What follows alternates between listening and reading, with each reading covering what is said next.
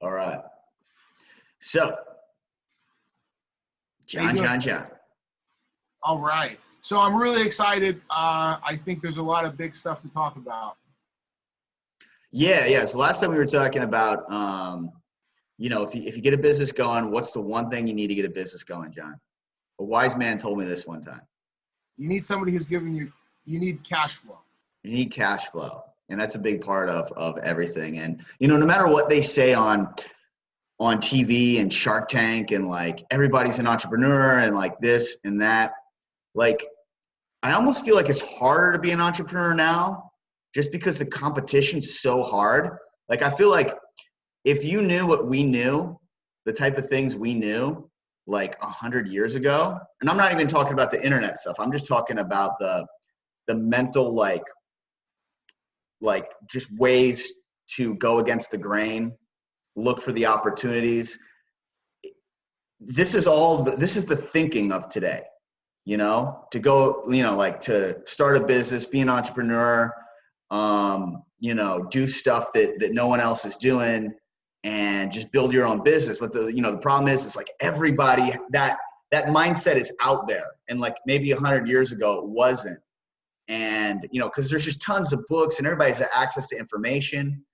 So one thing I think people should know is like, it is not easy, to just quit everything and just go for it, And people are saying it's easier than ever. I think for the right type of person, yes, it is easier than ever. But I think if you compare like supply and demand, which is the supply of people doing it, the supply of people that are just trying to do this thing is so high right now that you're going to have more failures you're going to have more successes just because more people are trying. More people are mining for gold or panning for gold, whatever, but more people are crashing and burning too. So just the reason I say start with not quitting your job and getting your business going is because you're getting this whole operation going and you have cash flow and you're not taking any risk, at least very little risk, Sure. Well, that's funny to jump in. Everybody's an entrepreneur, but nobody's a business owner. Mm. I think that's kind of a catchword that a lot of people have. And, a lot of people, a lot of people are entrepreneurs, but nobody's a business owner. So what do you do during the time that you're in this time and you have to make the decision that's the most important thing, even before you need money, or you need somebody giving you money or you need cash flow, you need to make that decision that you have.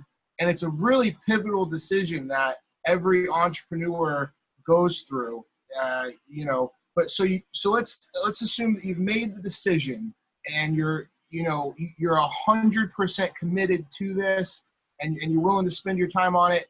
And, this isn't, we're not talking about how do you get the motivation, we're talking about, we already have that. So we're talking about the process now. What do you do to start? How do you made the decision and you're still working for a company. What do you do with your time? Yeah. So remember, every business is like, there's going to be an element of, how hard you work, but there's also going to be an element of time, and how long it's in existence, who knows about you, and, I could just tell you like right now, personally, I've done so much investment in the infrastructure of my online presence that I just sit back and I get 2-3 leads a week, just not even like, just from like random channels, like that, like I got found on LinkedIn the other day.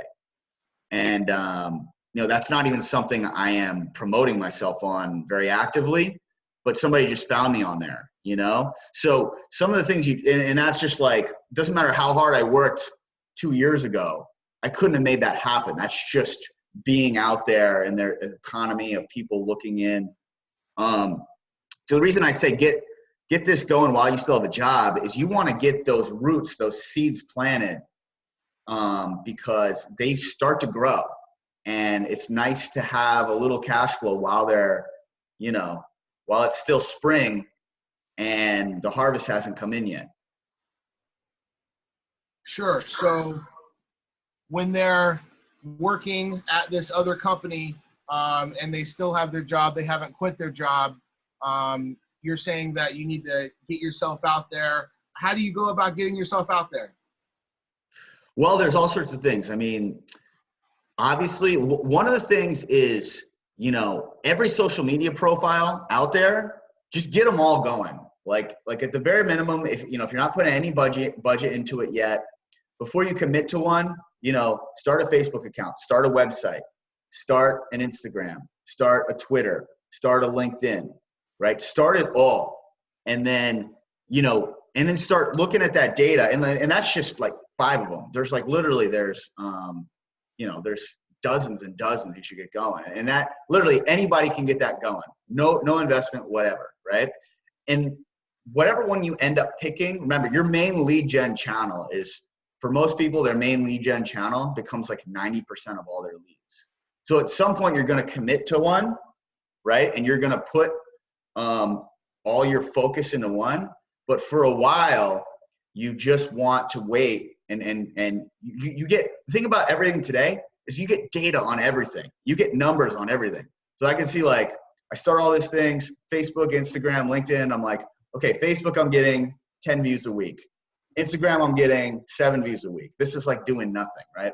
And then LinkedIn, I'm getting, 35 views a week. I'm like, okay, doing nothing, I'm kind of picking up on LinkedIn, right? So early stage, where does my first, and this is real crucial, where does my first money go? Because I have no other resources. Where do I put them? Okay, well, LinkedIn's taken off. Why don't I go that route?